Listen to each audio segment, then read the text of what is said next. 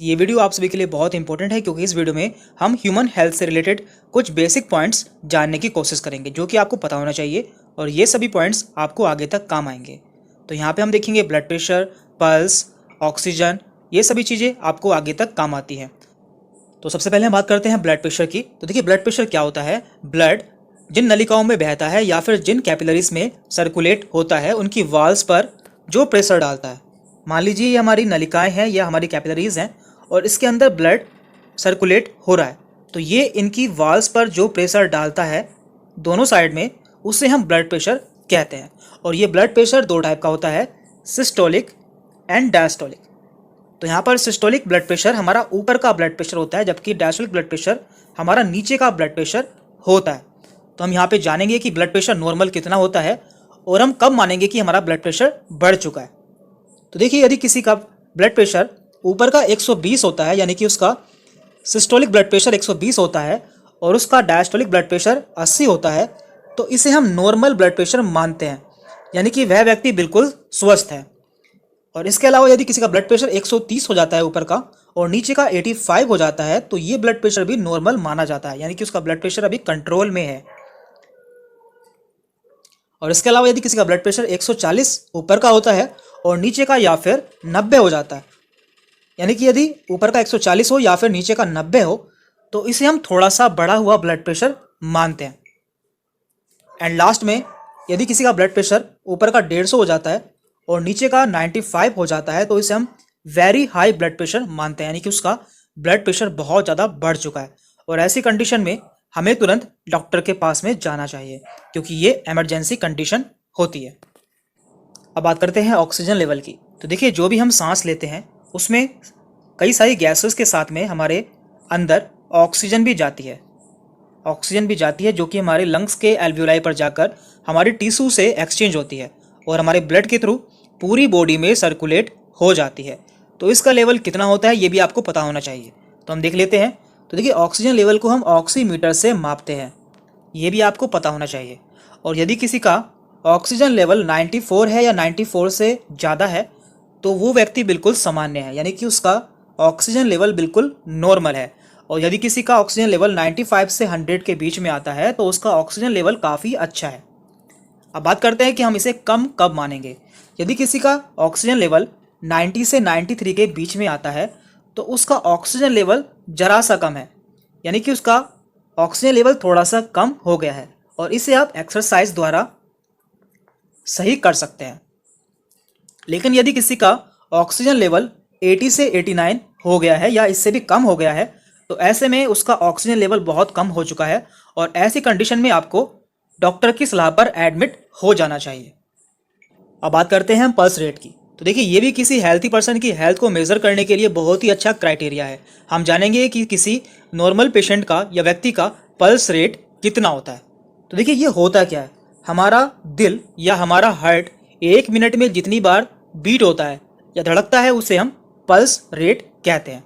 Normally ये 72 से 75 times beat करता है। तो देख लेते हैं। देखिए यहाँ पे लिखा हुआ है 72 पर मिनट, यानी कि यदि किसी पेशेंट का या व्यक्ति का हार्ट 1 मिनट में 72 बार बीट हो रहा है, तो इसे हम बहुत अच्छा पल्स रेट मानते हैं, यानी कि उसका पल्स रेट गुड है।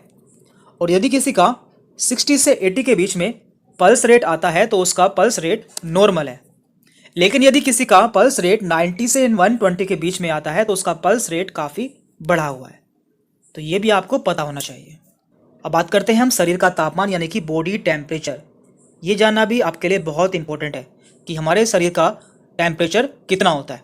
तो देखिए इसे हम थर्मामीटर से चेक करते हैं और यदि किसी का बॉडी टेम्परेचर 92 से 98.6 के बीच में आता है, तो उसे बुखार नहीं है, यानी कि उसका नॉर्मल बॉडी टेम्परेचर है।